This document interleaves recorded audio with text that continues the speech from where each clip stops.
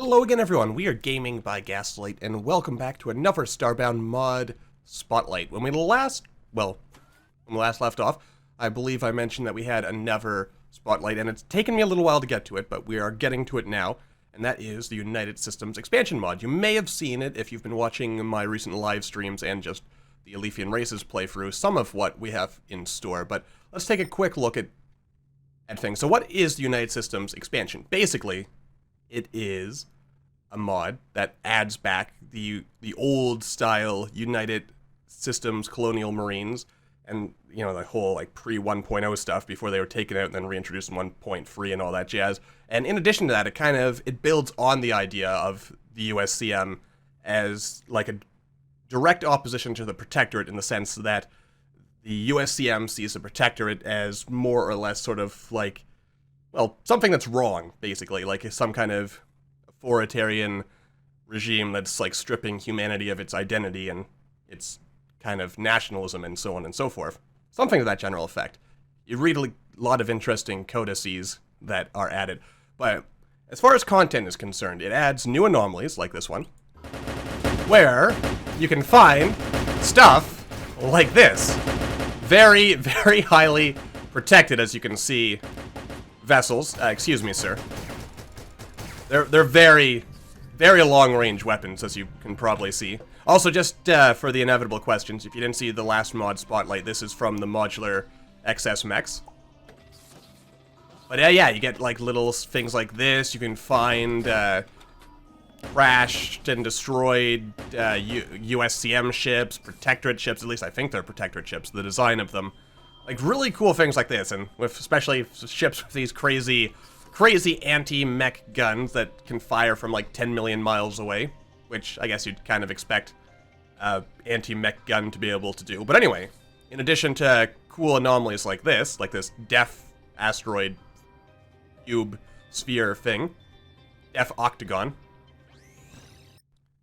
there are also anomalies like this, rebel light cruisers, which are, as you can imagine, they are hostile ships. And I just want to say right now that I really appreciate the fact that this mod actually has like little custom icons, so you know if you're getting into like the mod content's stuff, which also again makes me really wish that vanilla Starbound kind of had more than just these and, you know, the ship icons, just so you could get a better idea of what you were getting into. But that's besides the point. Let's take a look at what's going on in these rebel cruisers. As you can see, now not the friendliest vessels that you can come across here. They are quite adept at shooting you into a fine red paste, very, very explodey and stuff. So you gotta watch out for that. Soggy paper. Why do these people always have soggy paper? Hello there, friend. As you can see, I mean, it's interesting that these guys, they don't just shoot pets, they shoot little turret guns at you. Which, I mean, makes a certain amount of sense. You also got these lasers here. You also notice, for demonstration purposes, I have admin mode on. These guys, they don't mess around, is, I guess, the short of it. Let's just kind of ignore them and pretend we're fighting our way through all this. But as you can see, you get some cool new banners and stuff, some pop-tops.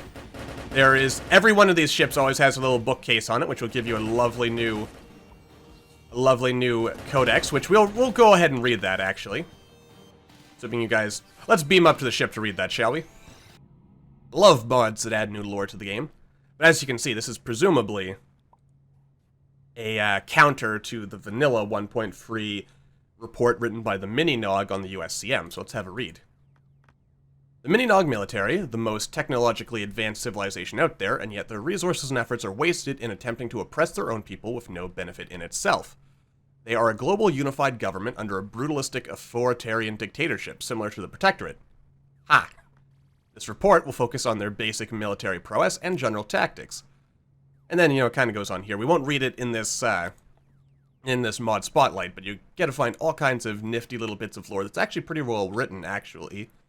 And, you know, that message was brought to you by the Department of Redundancy Department. But anyway, let's look at some more content that this mod adds. Alright, so in addition to the rebel ships and the little anomalies, you can also find distress signals, and that's pretty cool. I rarely see that happen, but it's always cool when you see, like, the new ships come in. There's also distress signals, which you can explore. And from what I've seen so far, they're all, like, the same thing for now, but in spite of that, they're actually rather interesting. They also reference Prey, as I have been told. I haven't played Prey myself, but I hear it's a reasonably good game. So, what do you find? You find these human vessels that, yeah, biosignatures on this ship are erratic and unstable. Human life signs show elevated levels of stress, adrenaline, and something is popping in and out of existence. And that something, of course, is this, mysterious monster here, which we are completely obliterating with our delightful guns there, which gives you a Typhon corpse, which you can trade in at a Regen ship. And we haven't actually seen Regen ships yet, but we'll take a look at those by the by. Since, yeah, between Regen ships, Rebel light cruisers, the signal interference, and these distress calls, there's 4 different types of space encounters that you, like, in terms of, like, general types. The signal interference things can actually have a number of varieties in what you might encounter on them. Same with the general layout of the Rebel ships and Regen vessels. So let's go look for a Regen vessel in order to kind of tie things off a little bit. Alright, so here's a Regen ship. Ship acknowledges our communications with a neutral IFF. They offer to trade dangerous goods, but won't stay around for long. So let's investigate what they have to show for us. These Regen ships are actually very interesting from what I've seen so far. And they are interesting because they are sort of like friendly ships, but they are not necessarily entirely friendly. So let me fight our way there, and I will show you what I mean. Alright, arriving in style as usual. So here we are, our Regen thing. Uneasy, I've never heard or seen of such a faction. So here we are, here's our friends here. As you can see, they're friendly over here. My weapon is weak, huh? Let's see what you have that's any better. Ah, so this is interesting. He will sell Rebel intelligence to us. Interesting, interesting. So, we'll get to that in a second, but what else can we do? We can also presumably sell these military dog tags and certain...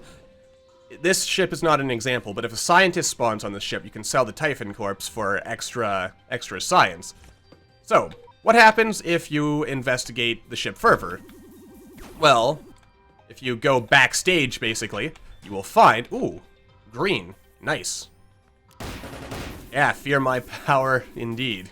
Anyway, but yeah, as you can see, if you go back behind the curtain here, then you find yourself in an area you're not supposed to be, which gives you a chance to get some more loot and stuff, like down here.